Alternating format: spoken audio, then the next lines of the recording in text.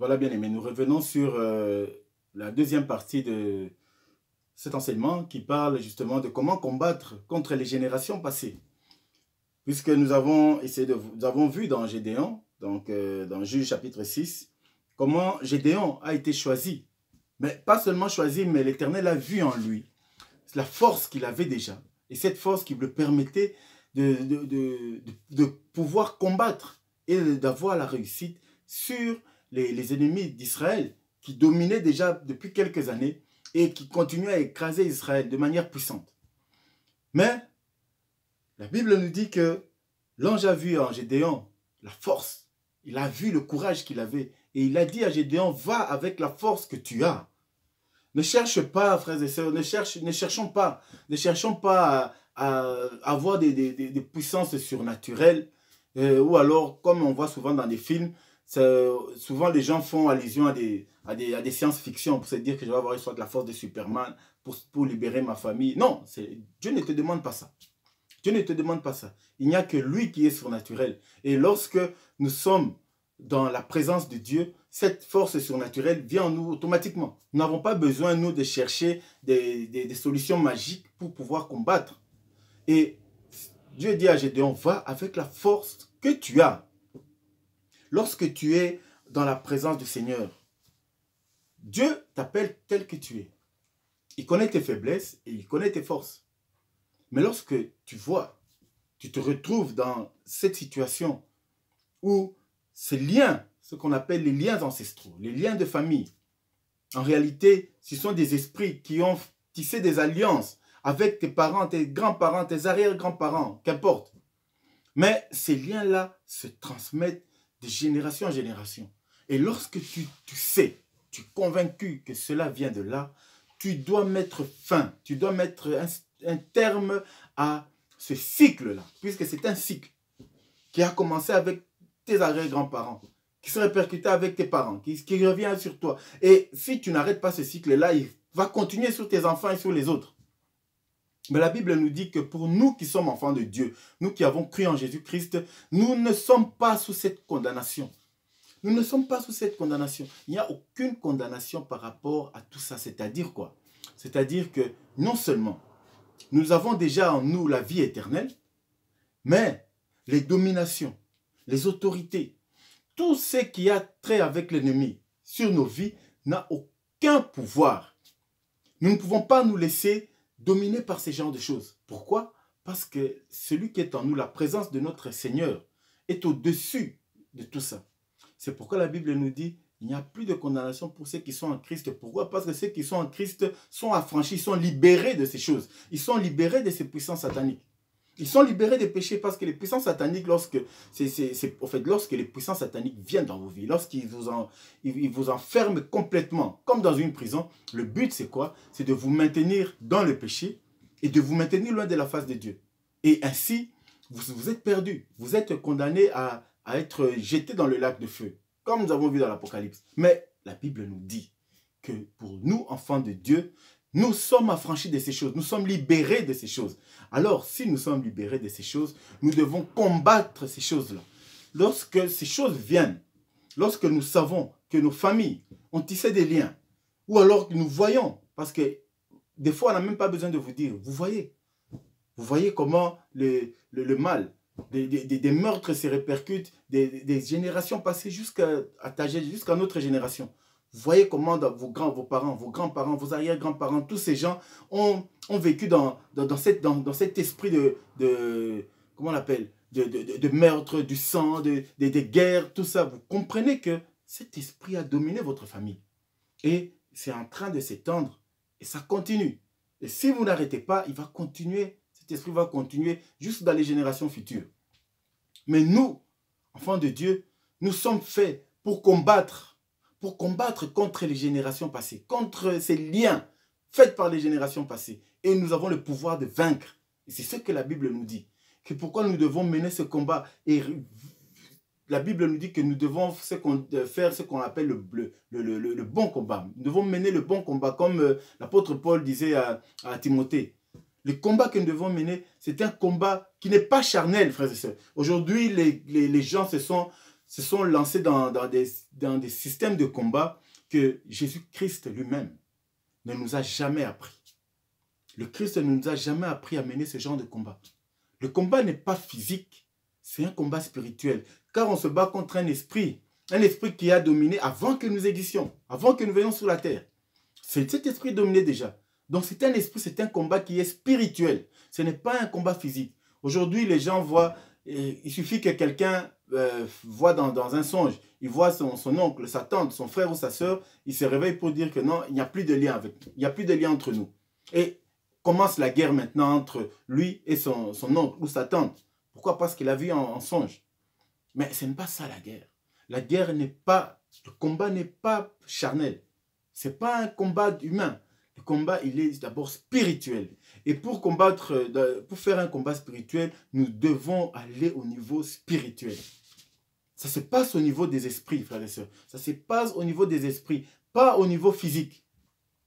Il y a des gens qui ont créé des églises, des doctrines, dans lesquelles on a séparé les familles, dans lesquelles on a divisé les familles, on a divisé les parents des enfants. Pourquoi? Parce qu'on a mal compris le système du combat spirituel. Le combat qui vise à mettre fin aux liens ancestraux.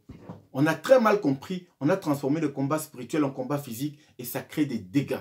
Des dégâts, je vous dis. Et la Bible nous dit que celui qui ne prend pas soin de sa famille est pire qu'un infidèle. Pire qu'un infidèle. Un infidèle, c'est déjà un pécheur, celui qui va vraiment à l'encontre de sa volonté. Mais celui qui ne prend pas soin de sa famille est encore pire que celui-là. Alors vous comprenez que Dieu ne va pas dire la chose et son contraire en même temps. Dieu ne va pas vous dire de prendre soin de vos familles et en même temps il vous dit rejetez toute votre famille. Pourquoi? Parce qu'ils ont des liens ancestraux. Ce n'est pas ça. Le combat est spirituel. Alors nous devons voir comment nous devons combattre spirituellement. Alors pour ça, nous allons lire, nous allons prendre nos Bibles et nous allons dans Éphésiens chapitre 5. Éphésiens au chapitre 6, pardon. Voilà, Éphésiens chapitre 6.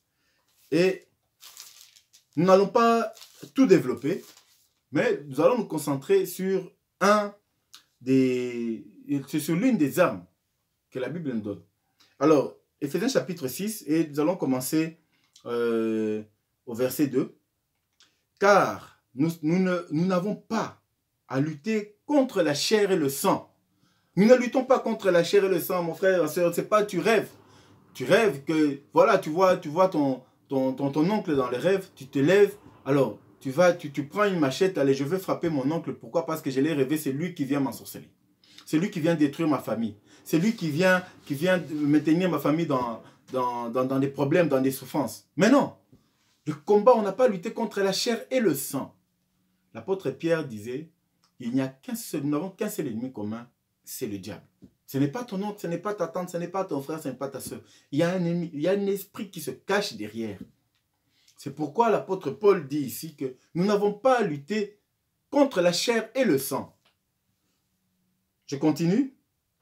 Mais contre les dominations, voilà, les dominations c'est quoi? Ce sont tous ces esprits.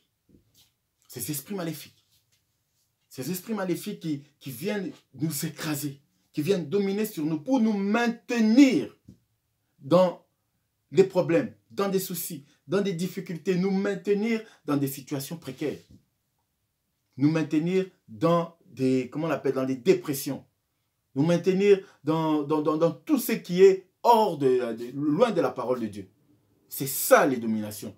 C'est contre ça que nous devons lutter, pas contre la chair, pas contre le sang. Beaucoup aujourd'hui ont chassé des familles, des gens de leur maison. Ils vivaient avec son frère ou sa sœur. Parce qu'un pasteur, ou alors un faux pasteur, je vais bien parler d'un faux pasteur, parce qu'un vrai pasteur ne peut pas, en aucun cas, il peut dire ce genre de choses. Ou alors des faux prophètes. Lorsqu'un faux prophète se présente, il dit que non. Mais comment tu n'arrives pas à trouver du travail dans ta maison? Tu n'arrives pas à trouver la stabilité dans ta maison? Mais c'est parce que ta sœur est là. Ta sœur est liée, elle a des liens ancestraux. Elle est liée à des esprits démoniaques qui viennent de vos familles. C'est pourquoi tu n'arrives pas à évoluer. Et toi, tu te lèves. Allez, tu commences à faire la guerre à ta sœur ou à ton frère. Tu le chasses de la maison. Tu ne veux plus le voir. Et d'autres vont même jusqu'à tuer. D'autres vont même jusqu'à tuer, donner la mort. Pourquoi? parce qu'ils pensent que c'est en faisant ça que cet esprit va, que cette domination va s'arrêter. C'est faux. L'esprit, je vous dis que c'est un esprit qui est, en fait, c'est un combat qui est avec les esprits. La Bible nous parle des dominations. Ce sont des dominations, c'est-à-dire que si cet esprit a dominé sur tes arrière-grands-parents, est arrivé jusqu'à toi, c'est-à-dire même si tu tues la personne qui est devant toi, cet esprit va continuer à dominer sur toi et aller jusque dans les générations à suivre. Pour l'arrêter, ce n'est pas un combat physique. Nous avons dit, il n'y a qu'un seul moyen de l'arrêter, c'est de se mettre dans la présence de Jésus-Christ. Parce que dans la présence de Jésus-Christ, tous ces esprits tombent, toutes ces puissances-là perdent leur pouvoir. Mais si tu ne te mets pas dans la présence de notre Seigneur Jésus-Christ et que tu commences à faire un combat physique, tu vas échouer. Non seulement tu vas faire du mal à l'autre, mais à toi-même. Tu vas te mettre encore dans une domination pire qu'avant.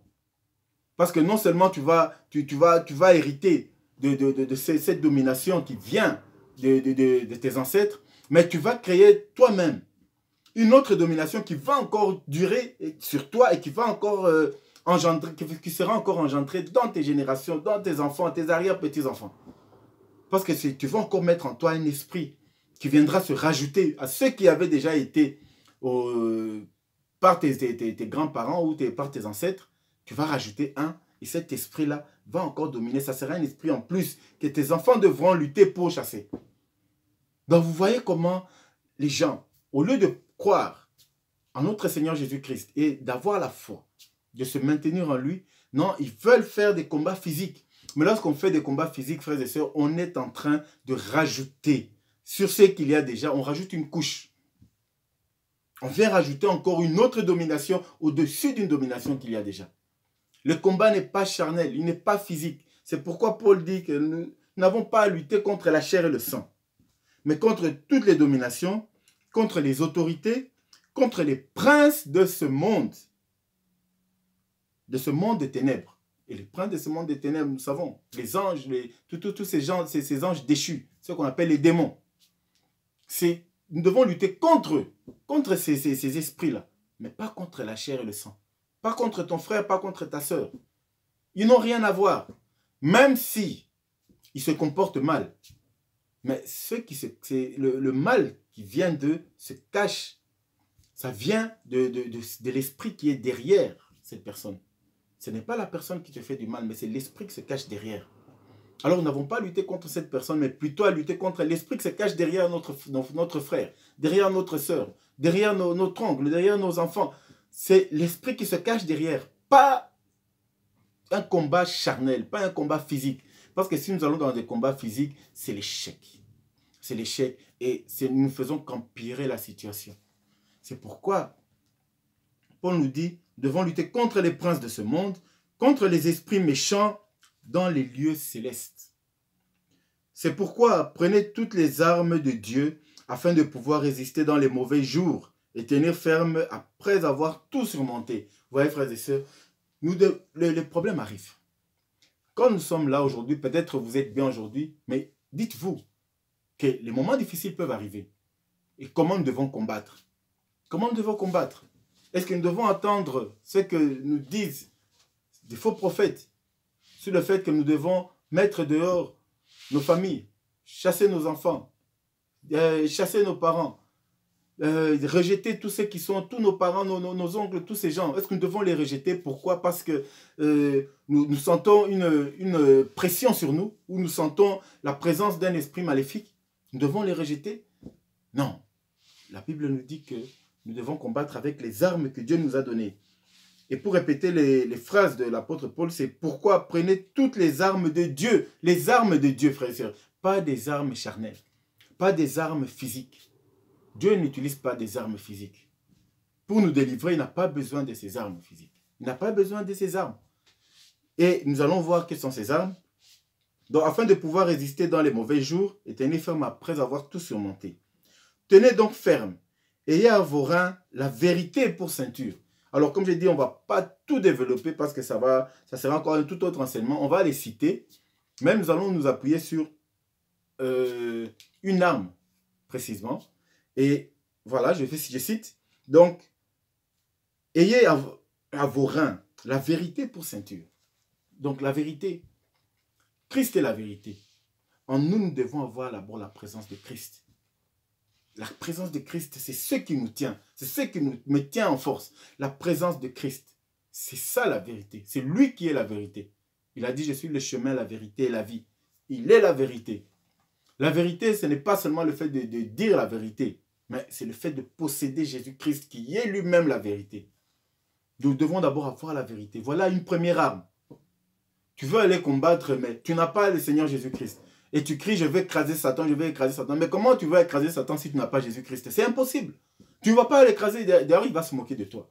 Comment veux-tu écraser un ennemi alors que tu n'as pas la puissance ou l'armure qui dépasse cet ennemi-là? Mais non. Pour écraser Satan, pour écraser la puissance du diable, d'abord, c'est d'avoir Jésus-Christ en soi. Beaucoup de gens vont dans les églises, ils chantent, ils crient, nous allons écraser Satan, nous allons jeter Satan, nous allons le brûler, alors on raconte tout et n'importe quoi. Mais dans la vie de ces personnes, Jésus-Christ n'y est même pas. Mais comment veux-tu combattre Satan alors que toi tu n'as pas le Seigneur? La Bible nous dit, Jésus lui-même, c'est Jésus lui-même qui nous dit. Il dit, je vous ai donné le pouvoir de marcher sur la puissance de l'ennemi. Donc Jésus lui-même, c'est lui-même qui dit que cet ennemi est une puissance. Alors comment veux-tu combattre une puissance lorsqu'en toi, tu n'as pas une puissance qui est supérieure à la puissance que tu veux dominer, à la puissance que tu veux écraser? Alors tu as beau crier, je vais écraser Satan, mais si tu n'as pas Jésus-Christ en toi, si tu n'as pas la vérité en toi, frère ou sœur, c'est nul. C'est comme ça que vous verrez beaucoup de gens qui vont vous dire que j'ai prié, j'ai pris, ou alors j'essaye d'écraser Satan, tout ça, mais ça ne marche pas. Mais si ta vie ne correspond pas à la vie du Seigneur, celui qui a Jésus-Christ, ce n'est pas celui qui va crier sur tous les toits, Jésus est mon sauveur, j'ai Jésus-Christ, ce n'est pas ça. Jésus-Christ, celui qui a Jésus, c'est celui qui vit sa vie et la vie de Jésus-Christ. Lorsqu'on le voit, on voit en lui la vie de notre Seigneur Jésus-Christ. C'est celui-là qui possède Jésus. Celui qui vit dans le nom, donc toute sa vie, il met sa vie dans le nom de Jésus.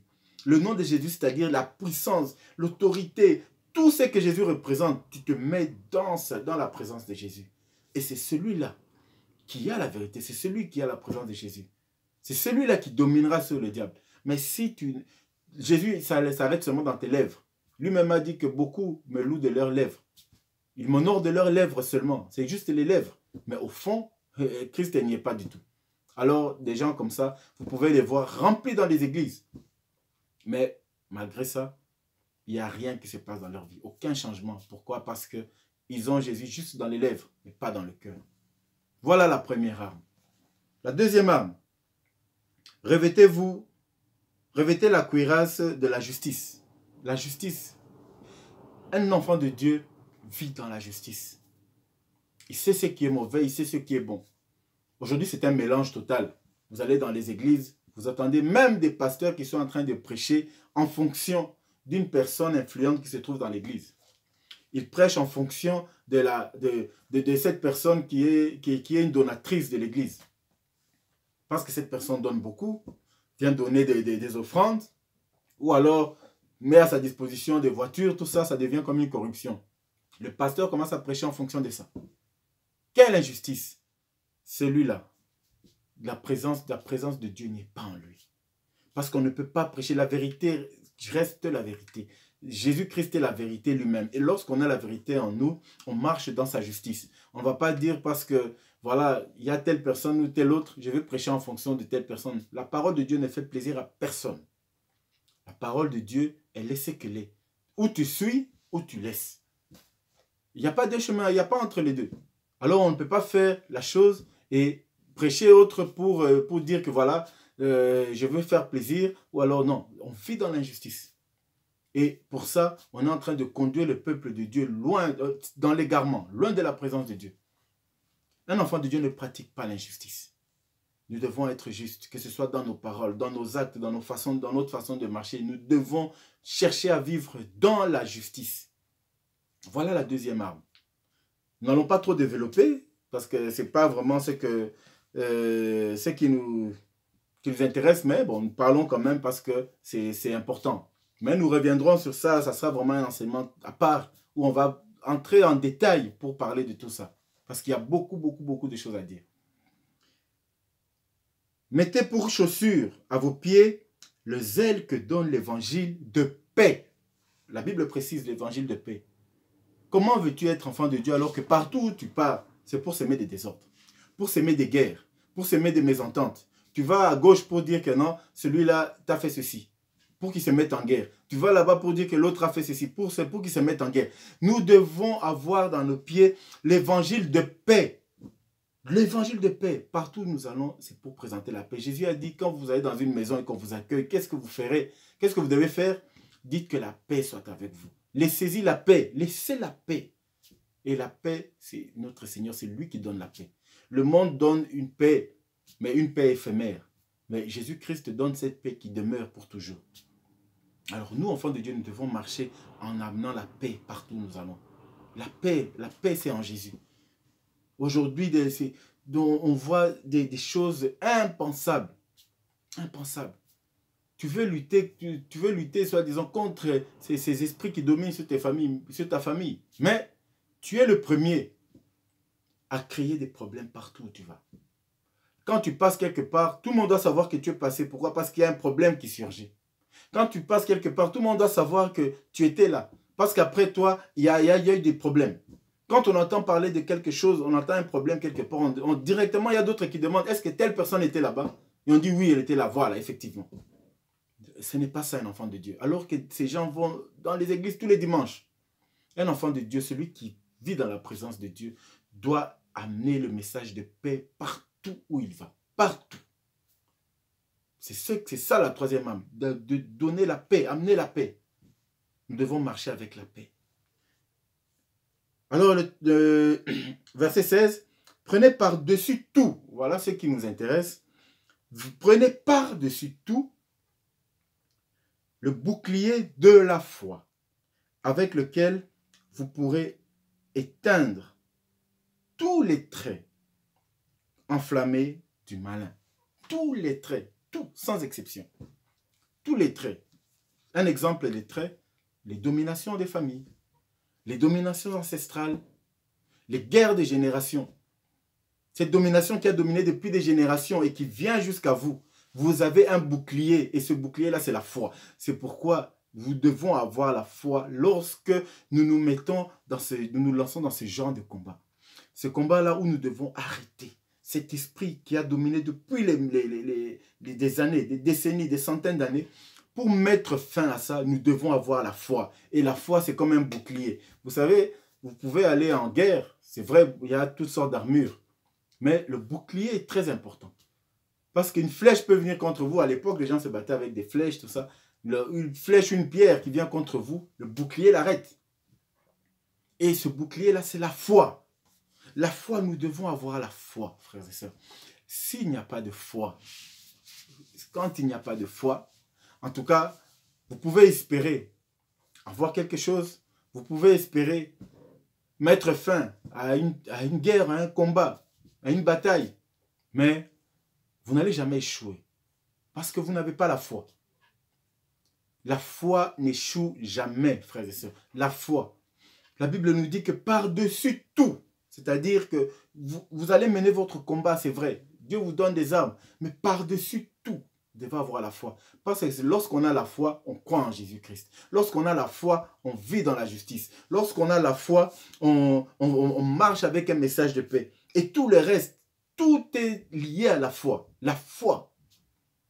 Et lorsqu'on a la foi en Jésus, puisque nous avons cru en notre Seigneur, et quand tu crois et que tu as la foi, quand tu crois en Jésus-Christ et que tu as la foi, que Jésus-Christ nous a libérés, et qu'en lui, toutes les dominations sont annulées, toutes les dominations tombent, à ce moment-là, tu as cette capacité de dire à cette domination, maintenant je te dis stop, arrête-toi là, et cette génération est la dernière. Tu n'auras plus de pouvoir sur ma famille.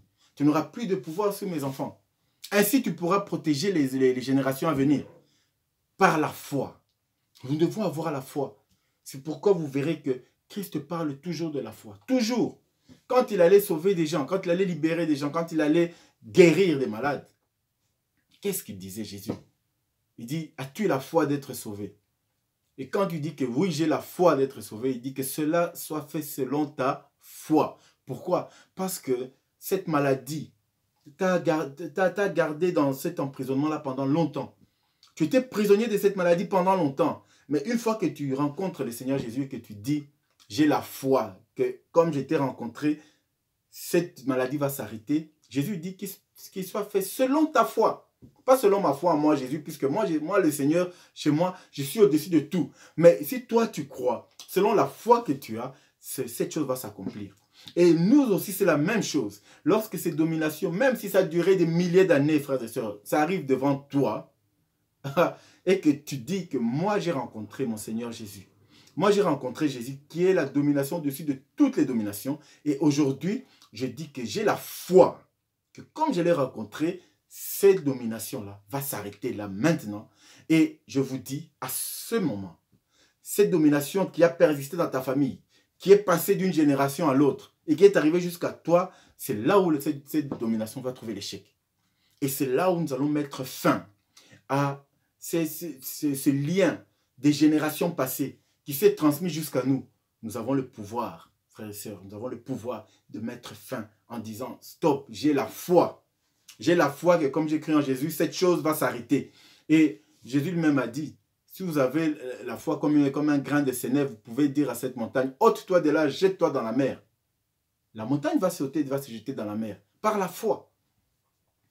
C'est pourquoi l'une des armes les plus importantes, je ne dis pas le plus important parce que toutes les armes sont importantes, mais une arme spécifique que nous devons avoir, enfants de Dieu, nous devons absolument avoir, c'est la foi. C'est la foi. Et lorsque nous avons la foi, comme Gédéon, après avoir reçu le message de Dieu, après avoir reçu cette capacité, bien que Dieu est obligé de le prouver, de lui donner certaines preuves. Mais ça, c'est encore un autre sujet, nous rentrerons peut-être la prochaine fois dans ces sujets-là. Mais Gédéon a eu la foi et il est allé seul. Seul. Il n'a pas attendu parler au souverain sacrificateur. Il n'a pas entendu parler aux autres et avoir leur avis ou alors leur autorisation pour aller combattre. Non. Comme Blanche avait dit, va avec la force que tu as. Il a dit que je me lève. Gédéon s'est levé. Il a pris ses hommes. Il est allé, il a délivré Israël. Et toi aussi, tu as la force. Dieu a mis en toi la force. Il te dit seulement, va avec la force que tu as. Et aie seulement la foi. Si tu vas avec la force que tu as et que tu as la foi, que le Seigneur Jésus est en moi et qu'en notre Seigneur Jésus-Christ, toutes les autorités, toutes les dominations, tous les liens vont tomber, alors j'ai la foi que comme il est en moi et qu'en lui tout tombe, en moi aussi, j'ai la foi que cet esprit-là, cette domination qui vient des générations passées, aujourd'hui, cette domination va tomber. Ainsi, frères et sœurs, nous avons la domination, nous avons maintenant le pouvoir de mettre fin à cette domination qui a régné depuis le temps passé. Quel que soit le temps que ça a pris, nous n'avons rien à faire du temps que cela a pris. Ça, ce n'est pas notre problème. Notre problème, c'est ce que nous savons seulement, c'est que maintenant, devant nous, cette domination, ça s'arrête. Ça tombe. C'est pourquoi tu dois t'élever, mon frère, ma soeur. Tu dois t'élever, mon frère, ma soeur. Tu ne vas pas te dire que non, voilà, tu vois comment ton enfant est en train, tu vois comment les problèmes sont en train de venir dans ta famille. Tu vois comment des soucis sont en train d'envahir ta famille. Tu vois comment ta famille est en train de tomber et tu es là, tu te mets à te lamenter. Tu te mets à pleurer, mais tu pleures pourquoi? Lève-toi, dis que Jésus-Christ est en moi et j'ai la foi, puisque j'ai cru en Jésus-Christ. J'ai la foi. S'il dit, c'est que cela va s'accomplir. J'ai la foi que ces dominations-là vont s'arrêter maintenant. Et tu mets un stop. Tu mets un stop.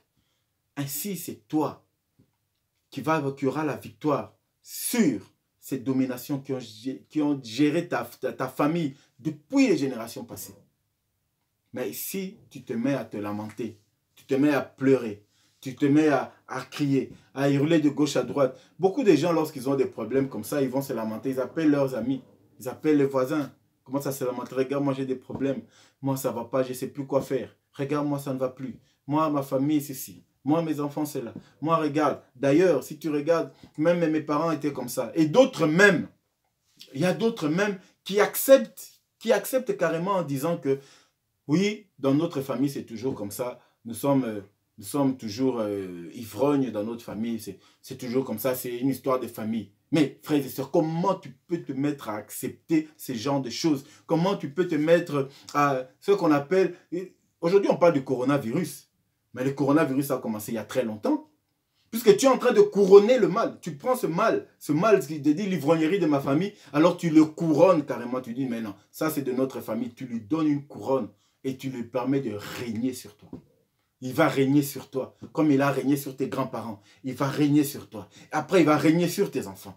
Il va régner sur tes petits-enfants. Il va régner sur tes arrière-petits-enfants. Pourquoi? Parce que tu lui as donné une couronne. Aujourd'hui, les gens, c'est ça. Ils ne se battent même plus. Ils disent que non, on n'a même pas besoin de se battre. De toute façon, pourquoi je vais me battre? Puisque c'est toujours comme ça dans notre famille. C'est toujours comme ça depuis les temps anciens. Ce n'est pas moi qui veux changer. Et ça, c'est le langage souvent des chrétiens, frères et sœurs. Je ne parle pas des païens ici. Je parle des enfants de Dieu. Des chrétiens, des gens qui vont à l'église, qui s'appellent chrétiens. En fait, qui se disent chrétiens. Parce qu'un véritable chrétien ne va même pas dire ça. Un véritable chrétien qui dit que non, moi, je ne me bats même plus. Parce que ça, de toute façon, c'est comme ça dans notre famille. Dans notre famille, nous sommes toujours ivrognes. Dans notre famille, nous sommes toujours prostitués. Alors, qu'est-ce que je fais? Je ne fais que récupérer l'affaire de la famille. Ils appellent ça l'affaire de la famille. Frères et sœurs, ça, c'est ce qu'on appelle être écrasé par le diable. Être mis en prison, au piège. Vous êtes mis au piège par le diable. Levez-vous. Levez-vous. Délivrez vos familles. Délivrez vos familles. Délivrez vos familles. Dieu vous a donné le pouvoir. Allez avec la force que vous avez. Dieu dit à Gédéon, va avec la force que tu as. Ne cherche pas une force extraordinaire. Ne cherche pas à faire des miracles. Va avec la force que tu as. Va avec la force que tu as. Mais au nom de Jésus-Christ, crois seulement que comme Jésus est en toi et que tu as la foi, que cela va tomber au nom de Jésus, cette chose tombera au nom de Jésus. Parce que tu as la foi. Frères et sœurs, voilà comment nous pouvons combattre. Combattre contre les générations passées. Puisque ces générations nous ont laissé des héritages dont nous n'avons pas besoin. Des héritages qui nous écrasent. Des héritages qui sont en train de nous mettre dans la boue. Donc vous êtes dans la boue, vous êtes en train de... Vous savez, quand vous noyez, quand vous êtes dans l'eau, vous pouvez encore vous débattre, tout ça, mais quand vous êtes dans la boue, ça devient très compliqué. Quand vous êtes dans une marée de boue, frères et sœurs, donc ça devient extrêmement compliqué.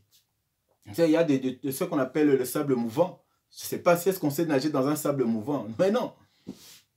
Vous vous embourbez. Et vous êtes en train de dire que c'est l'affaire de notre famille, je veux continuer à m'embourber. Et d'autres se résilier à dire que non, voilà, on accepte seulement. Ça ne sert à rien de se battre. Mais non, frères et sœurs, vous êtes enfants de Dieu. Jésus vous a donné tout. L'Éternel nous a donné, on a vu les armes. Les armes spirituelles, frères et sœurs. Les armes sont spirituelles, ce n'est pas physique. Si nous allons avec des armes physiques, nous allons continuer à nous embourber, tout en croyant que nous sommes en train de combattre. Mais lorsque nous avons des armes spirituelles, et surtout lorsque nous mettons la foi n'échoue jamais. La foi n'échoue jamais. Aucune fois. Vous verrez d'ailleurs Jésus. Jésus, quand il marchait, quand il faisait ses miracles, aucune fois Jésus disait que non, j'ai essayé, mais c'était difficile. Aucune fois. Nulle part dans la Bible, Jésus nous dit qu'il a essayé ça. C'était un peu difficile, mais il a réussi après. Aucune fois. À chaque fois qu'il disait cela, c'était pourquoi? Ça, c'est ce qu'on appelle la foi. Avec la foi, on sait que la chose va s'accomplir. On n'a pas besoin de savoir combien de temps cela a duré. On n'a pas besoin de savoir quelle est la puissance qui se cache derrière.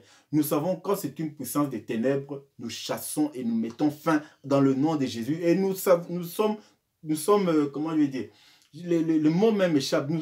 Nous sommes convaincus, mais totalement convaincus que ce que nous disons au nom de Jésus, cela va s'accomplir. C'est ça la foi. Voilà comment on mène le combat. Alors qu'on arrête de vous dire que vous êtes encore sous les liens ancestraux, que vous demeurez sous les liens ancestraux alors que vous avez cru en Jésus-Christ. Ces liens n'ont pas de pouvoir sur vous. Levez-vous seulement. Levez-vous comme Gédéon s'est levé et dominez sur ça. Écrasez ces puissances-là et que ces dominations s'arrêtent là où vous êtes.